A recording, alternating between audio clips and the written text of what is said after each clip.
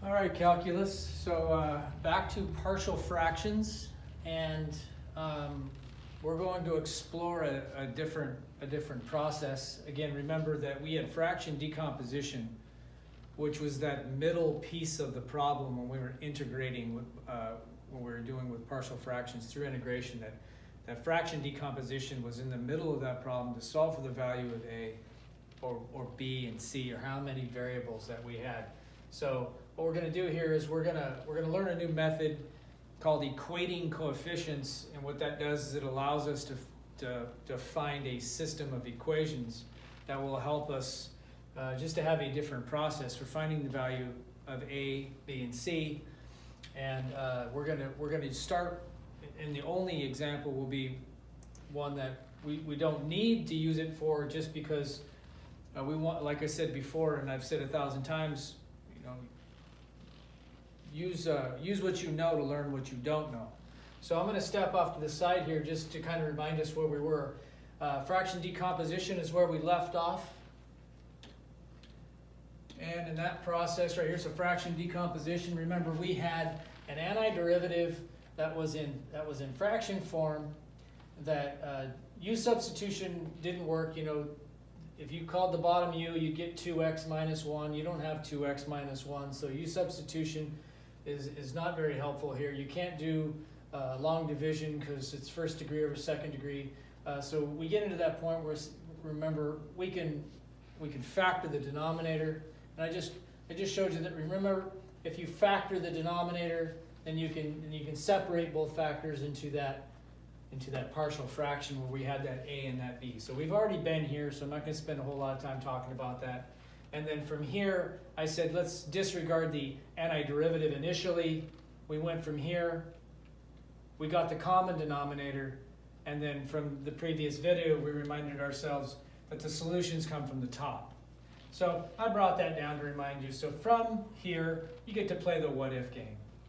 And if you wanted to solve for a, we would set x equal to 3, because that makes sense, right? We want the b to become 0 if we're solving for a. Only thing that makes that 0 is a 3. So if you set x equal to 3 and you throw it in, you'll get the value that a is equal to 2. And if we jumped over here and we wanted to solve for b, well, you'd need to make a 0, so x would have to be negative 2. And if you did that, and you threw a negative 2 in there, you're going to solve for b, and you're going to get a 1. So that's where we left off. Our ability to find the value of a and the value of b, and then from this problem right here, we would have had the antiderivative of a, which was 2 over x minus 3 dx, plus the antiderivative of b, which was 1 x plus 2 dx. And then we could finish the problem fairly easily. We could bring that 2 back out, and we would have gotten 2 times the natural log of x minus 3. And here we would have gotten the natural log of x plus 2. And that ultimately would have been the final resting place of that problem. And we would have gotten to that point by just simply using fraction decomposition. So the point of this video is, how can we find a and b if this what-if game doesn't work very well? If you're having a very difficult time, or a problem that's just not going to allow this process to work, we need another alternative. And that's where we're going to go into the next process. So the next thing we're going to do is we're going to establish these values through what is called equating the coefficients. Okay, and what it means is we're in essence going to generate a system of equations. Now you're going to pay attention because it's very, very specific, and we need to establish this kind of in a much different way. So I'm just starting this problem, the exact same problem you just had in front of you that you were able to look at. I'm starting this problem from where the solution would have began. Okay, and this is the point where you would have played the what-if game, but we're going to learn a different process here. So what we're going to do in this particular instance is we're going to start off by distributing this a and this b. Okay? Now if I do that, I have 3x plus 1 equals, and this becomes ax plus 2a plus bx minus 3b. Now, the coefficients in essence are the values that sit in front of the variable. So technically, it'd be a 3, the 1, the a, the 2, the b, and well, the 2a actually is a coefficient because that's a number, and the 3b would also be a coefficient. So when we're talking about equating the coefficients, we're trying to set coefficients equal to coefficients, okay? So in this particular instance, I'm going to rearrange this and get my first degrees together and my 0 degrees together. So I'm going to rewrite it as 3x plus 1 equals ax plus bx. I'm gonna group my first degree, and then I'm going to group my 0 degree. There's plus 2a minus 3b. Now that's one step closer to being able to do this equation, this equating the coefficients. The next thing I have to do is I have to take this x out. So I got to factor it out. And in a few seconds here, hopefully it will make sense of why I'm doing this. So I'm going to take this x out, and I'm actually going to put it on the end, right there. I'm not going to put it in the beginning. I'm going to put it on the end, and I'll show you why in a second.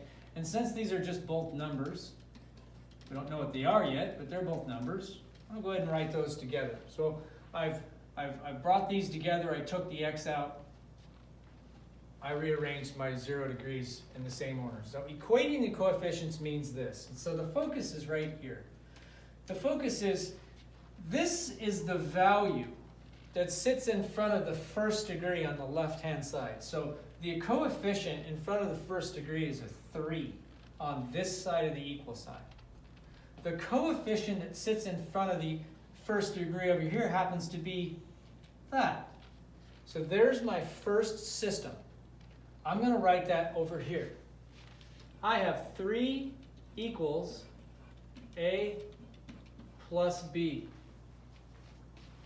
I've simply set an equation, set an equation of my coefficients. What was in front of the x equals what was in front of the x.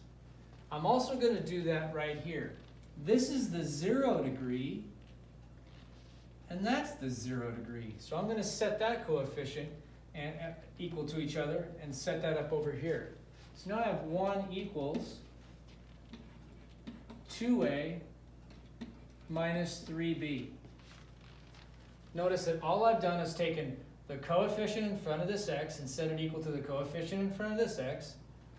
These coefficients that were 0 degree equal to the 0 degree coefficient that was over here. And now I have a system of equations over there. Now if you remember back from your algebra days, we used, oftentimes, we used elimination to solve a system.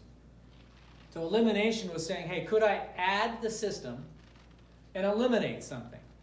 So right now, if you tried to add, you'd get 4 equaling 3a, and you'd get negative 2. You wouldn't eliminate anything. But remember, we had that multiplication elimination. So if our focus went, say, right in here, hey, it would be really nice if that was a negative 2, that would work. Or if that was a positive 3, that would work. So let's make this a 3 by multiplying the top equation by 3. Now what that's going to do is that's going to give me a new system. It's going to give me 9 equals 3a plus 3b. I didn't do anything with the bottom, just like back in your algebra days. We would just leave that alone. And the question is, now, could you add the system? And of course we can, because we made that happen. Remember, that was the whole point of systems of equations, was being able to do something to where you could add the system, eliminate. Back in the day it was an x or a y. Here we're trying to eliminate an a or a b. So if I add this system, I get 10. I get 3a plus 2a, that's 5a. And that was 0. And if I solve that, I have a is 2. Now notice we already got that. That's what we got on the first slide. A was 2. And if a is 2, we can pick any one of these equations and throw a in and solve for b. So let's take the easy one. pick the easiest one, which was right here. And let's throw that a into it.